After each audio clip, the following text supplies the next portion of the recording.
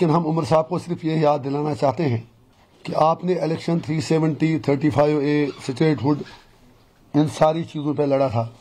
इससे साफ जाहिर है कि उमर अब्दुल्ला साहब बीजेपी के हाथों में ही खेल रहे हैं। समझ में नहीं आता उनको कोई कैसे बताए। अगर अमित शाह जी का गला सूख गया कहते कहते कि मैं स्टेटहुड वापस दे रहा हूँ, प्राइम मिनिस्टर ने भी कहा, तो उमर साहब क्यों वही चीज़ उनको आगे मांगने के लिए कह रहे हैं? इसका मतलब 370 की जब बात करने के लिए वो तैयार नहीं, 35A की बात करने के लिए तैयार नहीं, तो वो एक तरफ से आई वॉश है।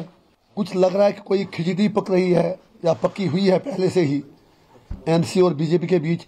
सेंटर को वैसे भी statehood as per Supreme Court directions आज नहीं तो कल देना ही है। तो उमर साहब just wants to be counted in martyrs. कि आप सब ने देखा कि कल से जो हमें अखबारों के ज़रिए, सोशल मीडिया के ज़रिए खबरें मिल रही हैं कि जो उमर साहब की सरबराही में सरकार बनी, उन्होंने अपनी कैबिनेट मीटिंग में एक रेजोल्यूशन पास किया है जिसमें सेंटर से स्टेटहुड रेस्टोर करने के लिए कहा गया है।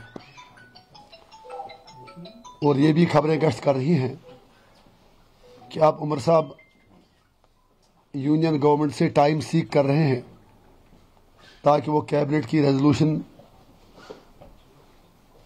का जो ड्राफ्ट है, जो उसमें मुतालबा किया गया है स्टेटहुड रेस्टोर करने का, he can put it to the central government.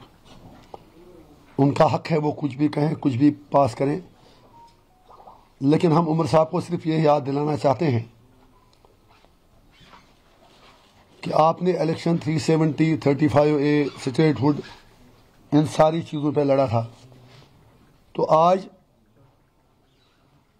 जो ये खबरें आ रही हैं कि सिर्फ स्टेटहुड को लेकर आपने रेजोल्यूशन पास कैबिनेट में किया है, तो इट इज़ वेरी पेनफुल।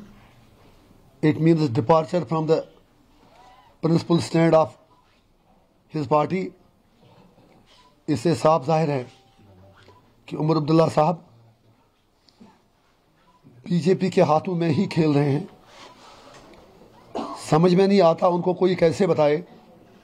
अगर अमित शाह जी का गला सूख गया कहते कहते कि मैं स्टेटहुड वापस दे रहा हूँ, प्राइम मिनिस्टर ने भी कहा, तो उमर साहब क्यों वही चीज़ उनको आगे मांगने के लिए कह रहे हैं? अच्छी बात है, वो कहें, हमें कोई ऑब्जेक्शन नहीं है, बिल्कुल हम उनके साथ हैं। लेकिन वो आधी चीज़ ही क्यों कह रहे हैं? सिर्फ वही क्यों कह रहे हैं जो बीजेपी देने को तैयार है? इसका मतलब 370 की जब बात करने के लिए वो तैयार नहीं, 35A की बात करने के लिए तैयार नहीं, तो वो एक तरफ से आई वॉश है। जिस एजेंडे पे उन्होंने इलेक्शन लड़ा उससे डिवेट हो रहे हैं। और दूसरा, कुछ लग रहा है कि कोई खिचड़ी पक रही है या पकी हुई है पहले से ही एनसी और बीजेपी के बीच। आंख मचोली का खेल खेला जा रहा है। सेंटर को वैसे भी statehood as per Supreme Court directions आज नहीं तो कल देना ही है। तो उमर साहब just wants to be counted in martyrs. Statehood की बात करके वो बाकी जो मेन इश्यूज हैं उनसे भागना चाहते हैं। और अफसोस की बात यह है, हम उमर साहब को यह याद दिलाएंगे कि उनकी जमात का पहले दिन से ही यही वतीरा रहा है।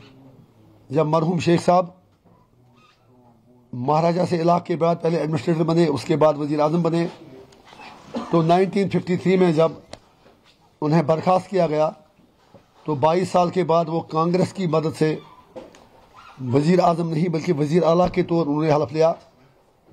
और आज जिस तरह शेख साहब ने बिट्रेल किया, बिल्कुल वही चीज़ आज उमर साहब कर रहे हैं।